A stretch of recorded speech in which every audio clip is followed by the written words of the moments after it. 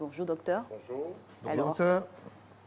Transpirer, ça fait bien dormir ou aucune incidence? Bon, je crois qu'aujourd'hui nous parlons de... Oui, juste une digression avant. Des insomniaques. C'est ça. Alors évidemment, nous sommes tous régis par un cycle de 24 heures, ce qu'on appelle le cycle circadien. Et il y a des personnes qui travaillent la nuit. Docteur, excusez-nous de vous vous interrompre. C'est justement parce qu'on a un petit souci technique vous concernant. Le temps qu'on le règle seul. Je rappelle qu'avec le docteur Aka Félix aujourd'hui, qui est naturothérapeute, vous le savez, nous allons parler du régime alimentaire pour une personne insomniaque. Donc, ce sera avec lui tout au long de cette émission. Alix, c'est un phénomène très très important. Hein. Beaucoup de personnes ne dorment pas, n'arrivent pas à trouver un bon sommeil. C'est clair, et cela, comme il a entamé, est dû au cycle de vie, aux activités qu'on a, au programme aussi, au planning, sûrement à l'alimentation qui joue un grand rôle dans cette insomnie. Mais bon, on aura toutes les informations bien précises avec docteur. On vous écoute. Voilà. Oui. Désolé. Alors, comme je disais tout à l'heure, que nous sommes tous régis par un cycle de 24 heures. On appelle ce cycle-là le cycle circadien. Et donc, il y a des personnes qui dorment le matin, il y a d'autres qui dorment le soir. Mais ceux qui dorment le soir et qui se réveillent à 1 h du matin, qui se réveillent à 2 h du matin, qui se réveillent à 3 h du matin, qui ne peuvent pas dormir, on les considère comme des insomniaques. C'est-à-dire que ces gens sont couchés pendant 22 h, à 1 h du matin, ils ne dorment plus. Alors, il y a plusieurs facteurs qui interviennent dans ce qu'on pourrait appeler l'insomnie. Il y a le facteur alimentaire, il y a le facteur même environnement, la personne où elle vit. Et puis, il y a aussi la position du lit. La position du lit qui influe aussi sur le sommeil. L'alimentation, toutes les personnes qui vont se coucher à partir de 21 h ou 23 h, 22 h, doivent normalement avoir un repas léger. Léger, ça veut dire quoi? On doit privilégier des fruits, des légumes qui ont une influence sur le système nerveux. Par exemple, l'oignon facilite l'endormissement. On met de l'oignon sur ces légumes, un peu plus, avec des huiles d'olive et tout ça, ça facilite l'endormissement. On met un peu plus de persil, ça facilite aussi l'endormissement parce que tout simplement, ça a une bonne action sur le nervosisme. Maintenant, le sommeil se prépare le matin. Tout ce qu'on va faire, il faut être conscient. Voilà, il faut être résolument conscient de tout ce qu'on fait. Et puis le soir, quand on est arrivé dans son lit, comme si on n'avait pas bougé depuis le lendemain, on fait le biofeedback, c'est-à-dire on fait tout l'arrière, tout ce qu'on a fait toute la journée, on fait le biofeedback, et puis on se dit maintenant, qu'est-ce que je vais faire demain? Et puis maintenant, on se met dans une position pour commencer à se préparer au sommeil. Et c'est de cette façon-là qu'on va... il faut éviter le soir, quand on ne dort pas, de manger trop de viande. Il faut éviter de manger trop de viande animale. Tout cela développe beaucoup de passion et peut faire justement qu'on ne dorme pas. Et il faut aussi amener les personnes à boire des préparations simples. Par exemple, acheter la peau d'orange, acheter une orange, tailler la peau, garder la peau et la tremper dans de l'eau chaude. Le soir, avant de se coucher, boire cette préparation avec un peu de miel.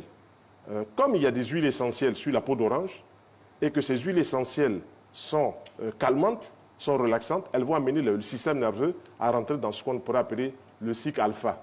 Voilà. Donc, c'est un peu ce que je voulais surtout dire, que si on ne mange pas sainement, qu'on se met à manger plein d'aliments, évidemment, le sommeil sera perturbé.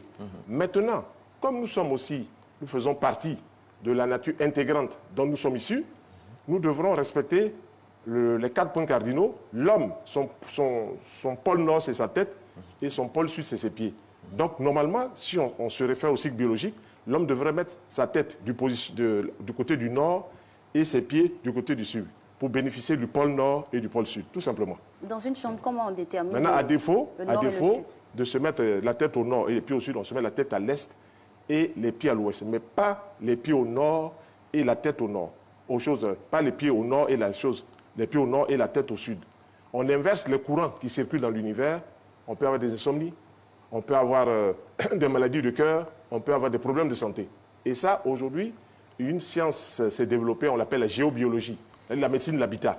On ne peut pas dormir dans une maison sans tenir compte de toutes les vibrations, sans tenir compte de l'environnement de notre habitat. Donc, on est obligé de comprendre que l'homme... Alors, comment on fait le point de l'environnement de son habitat? Peau, Si on se base à cette géobiologie-là. Il faut, la géobiologie, tout le monde peut le faire. Quand vous vous levez le matin, vous regardez où le soleil se lève. S'il passe au-dessus de vous, qui vient se coucher derrière vous, à gauche c'est le nord, à droite c'est le sud. Les 4 points cardinaux. Aussi simple que ça. Voilà. D'accord. Aussi simple que ça, Marcelin. Allez-y, Donc, ça m'intéresse. c'est ce que je voudrais justement proposer. Si on rentre dans cette démarche-là, automatiquement, on sait que dans sa maison, il y a les 4 points cardinaux. Tout le monde dit le matin, le soleil se lève et puis se couche à l'ouest. Donc s'il se couche il se lève à l'est, se couche à l'ouest, à notre gauche c'est le nord, à droite c'est le sud. Aussi simple que ça. Et il faut aérer la chambre. J'ai vu des personnes qui avaient des chambres, c'est plus que des tombeaux verts. Il y a plein de saletés, plein de choses qui sont là que les gens entassent. Les gens ne se libèrent pas des vieux habits qu'ils ont portés il y a 3 ans, il y a 4 ans, 5 ans. Les gens ne se libèrent pas des vieilles chaussures qui ont gardé une empreinte de tout ce qu'elles ont fait pendant 3 ans. Tout ça, c'est là dans la maison. Et puis, les gens se disent qu'ils ne dorment pas. Il faut nettoyer l'espace, il faut aérer l'espace. Et puis maintenant, mettre aussi des petits parfums. On peut mettre des huiles essentielles de marjolaine, des huiles essentielles de camomille. Tout ça, ça ouvre le sommeil rapidement. Mais l'alimentation doit être légère. On enlève la viande le soir. On enlève même les protéines. On mange léger, des légumes, une céréale, une petite sauce. C'est suffisant. Petite sauce claire avec du poisson.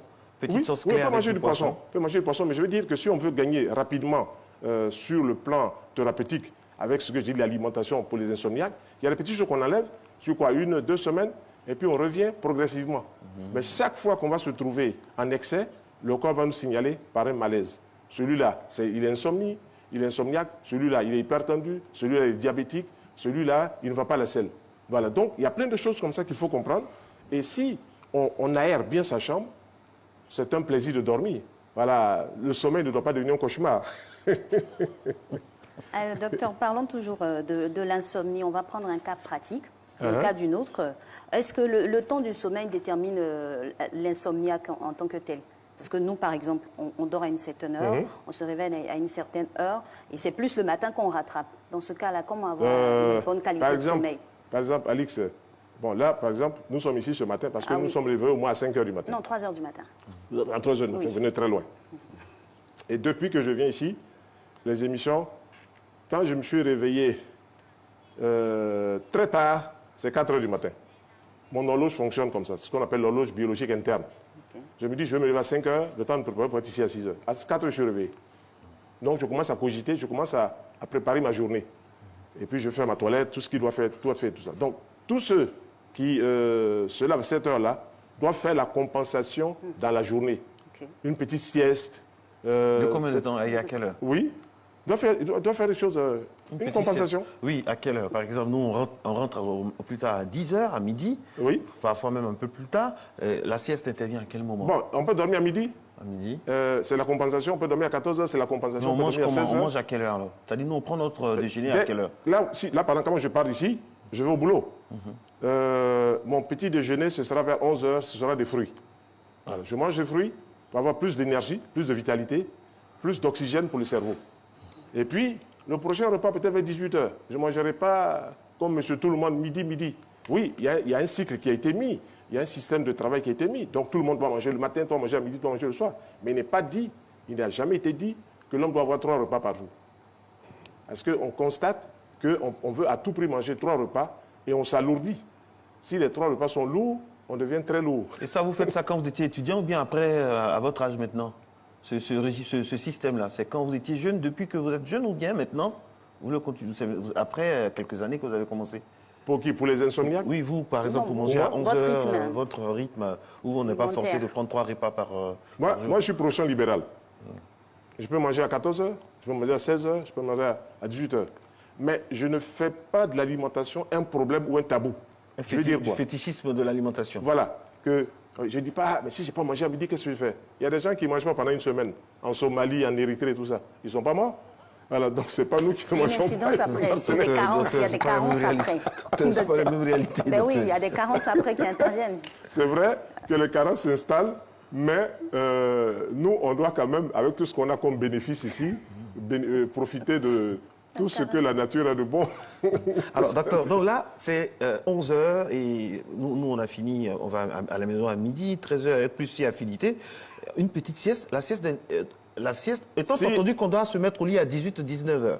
La petite sieste doit durer combien de temps? Vous vous couchez à 19 h. Eh oui. Si vous vous couchez à 19 h, déjà à minuit, vous avez bouclé votre cycle de sommeil.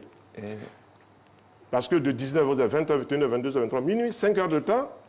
Et comme ces heures-là, suivant les biologistes, ça compte double, donc on peut dire que vous avez dormi déjà 10 heures de temps. Wow. Oui. Wow. Donc vous avez dormi 10 heures de temps, mais vous pouvez vous réveiller. Puis si moi je me couche à 20 h, à 1 h du matin, je suis réveillé. Et je vais travailler maintenant. J'ai le temps devant moi. Je vais travailler, je vais coucher des documents, je vais fouiller. Voilà. Mais si on se couche à 23 h, le premier réveil, normalement, ça doit être à 6 h du matin. Mais compte tenu des intempéries, compte tenu des aléas, celui qui se couche à 11 h doit négocier son réveil vers 5 h du matin. Il va travailler au port d'Abidjan, il est à Yopougon, à 5 h il doit être parti. Pour être au moins à 6 h là-bas. Voilà. Mais vous, par exemple, vous commencez ici à 6 h, je viens vous rejoindre ici le jeudi à 6 h 10. Quand vous sortez d'ici, vous avez votre période creuse. Votre période creuse, soit vous mangez de bons fruits, donc vous oxygénez tout votre corps, et puis vous allez même vous reposer, mais n'allez pas manger quelque chose de lourd. Voilà. Bon, ce sont des habitudes, Marcelin. Et un bon à checker poisson après, entre collègues, le matin, à 9 h. Marcelin, il faut placer ça vers 14 h, la tchéké poisson. 14 h, on est deux, voilà. Mais, docteur, la question qu'Alix et moi, on va répéter en chœur. Est-ce que le sommeil du matin est le même que le sommeil du soir? Le sommeil du matin sommeil et du soir, c'est pas le même sommeil. C'est vrai. C'est pas le même sommeil. C'est pas le même son, pas le même acoustique. L'homme est fait pour fonctionner le jour et pour se reposer la nuit. Voilà. L'homme n'est pas nocturne, l'homme est diurne. Et si on se couche le matin, forcément, il y a une compensation qui se fait. Vous êtes là comme ça dans votre salon et puis vous regardez votre télévision, vous commencez à somnoler. C'est un bon petit sommeil. Mais la qualité, parce qu'il y a des bruits, il y a tout. Pourtant, la nuit, tout est calme. Même si vous dormez 10 minutes, comme ça, là, c'est bon parce que le corps avait besoin de ce petit flash-là pour se reposer un peu et puis vous repartez. Voilà. Moi, je peux être là comme ça, fermer les yeux, même sans dormir, et puis je me repose. Il y a le repos physique. Il y a le repos mental. Je suis coupé. Dès que j'ai fermé les yeux, tout est coupé. Et puis, si j'ouvre les yeux, c'est 10 minutes qui ont passé, 15 minutes qui ont passé, je reprends mon travail. Voilà. Mais docteur, parfois, il y a des incidences terribles. Ce qui fait que pendant les vacances, on peut dormir un jour. Alix et moi, on peut battre des records. On peut dormir pendant un jour. Oui. Moi, il m'est arrivé de dormir de 10... Moi, il m'est arrivé de dormir de 15 h à 1 h du matin. C'est ça. Je ne savais même plus quel jour on était. Il y a une emprise, comme on parle, il y a Morphée qui prend possession de vous, mais... On peut dormir toute une journée. Si vous avez envie de dormir, comme des toxicos, quoi. Alix, si vous avez envie de dormir, vous dormez bien. Dormez à l'heure que vous voulez. Mais ça peut provoquer des dérèglements au niveau de l'homme ou de la femme. Hein. Les dérèglements s'installent par rapport au travail que vous faites d'abord. Voilà. Pour être ici à 6 h du matin, il faut que vous soyez arrivé à 4 h, à 3 h du matin. Donc il y a des dérèglements. Mais la compensation se fait tous les jours, puisque après vous avez une période creuse. Et puis vous il y a du bruit. Voilà, donc vous compensez. Vous compensez toujours. Voilà. Moi, quand j'arrive ici, c'est une fois par semaine. Donc ça ne me gêne pas du tout. Vous sentez un peu qu'il y a quelque chose. Voilà. Une fois par semaine, là, vous sentez ça un peu. Comme tous nos consultants d'ailleurs, vous sentez un peu qu'il y a quelque chose. Même si vous me dites, docteur Aka, couche-toi à 1 h du matin, que je dois me réveiller à 5 h, je serai réveillé à 5 h. Je programme ça, l'horloge biologique organique interne. Oui, je programme. C'est le cas. À 5 h moins 5, je regarde ma montre, je suis réveillé. Quitte à me rendormir après, mais c'est comme ça. Et chaque fois, tous les matins, je programme pour être à 6 h réveillé. À 5h35, 5h40, je suis réveillé. Mais ça laisse des traces, hein, ce qui fait que quand on change de métier ou bien quand on n'est plus dans agent de l'État ou fonctionnaire, qu'on est maintenant libéral, ça laisse des traces. Nous, par exemple, à 3 h du matin, qu'on soit en Chine, en France ou à Bondoukou, on se lève automatiquement, on est debout. Bien sûr, bien sûr. Si vous partez d'ici... Et je vois que ma collègue Alix est connectée, je vois que Bonfils est connecté, tous ceux qui font la matinale, automatiquement à 3 h du matin, bien sûr, bien sûr. C'est comme ça. Il y a des travailleurs qui se réveillent plus tôt, et d'autres qui se réveillent plus tard. Mais il faut faire en sorte de compenser cela. Comment? Le monsieur qui travaille à 5 h du matin au port ou à 6 h du matin au port, quand il est rentré à 18 h, il négocie jusqu'à 20 h, il est chez lui. Déjà à 21 h, il a fini de manger, il est au coucher. Parce qu'il sait que son temps est limité. Et que pour être à 6 h au port d'Abidjan, alors qu'il est à Yopougon, il faut qu'il soit parti de Yopougon au moins à 5 h du matin. La place de la famille, l'interaction avec les autres membres de la famille. Le trafic est fluide à cette période-là. Même quand j'arrive ici le matin, il n'y a pas beaucoup de voitures, ce qui est d'ailleurs bien. Parce que si on doit arriver ici à 6 h et se faire coincer par un petit embouteillage, vraiment, ce n'est pas pratique. Voilà. Donc, il faut organiser son sommeil.